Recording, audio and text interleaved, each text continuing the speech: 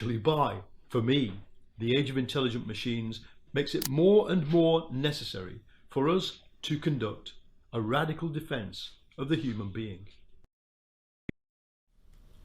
For about 20 years, I uploaded my brain every day.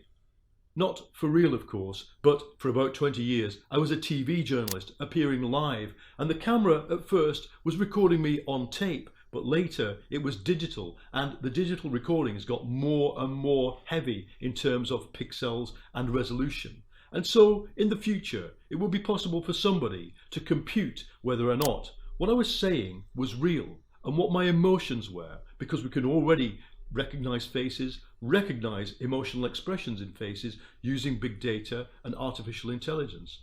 And in the future, that will develop probably to an unlimited extent.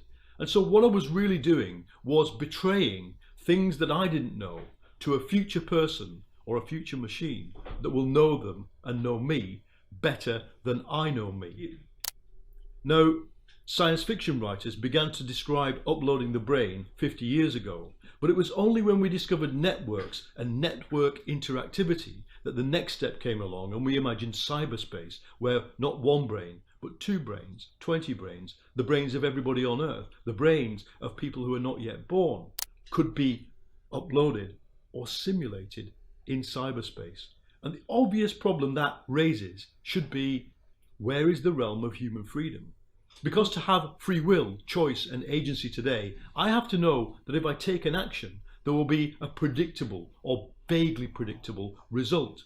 But the actions we are taking now can be read, understood and manipulated in the future by people with knowledge we can't even imagine.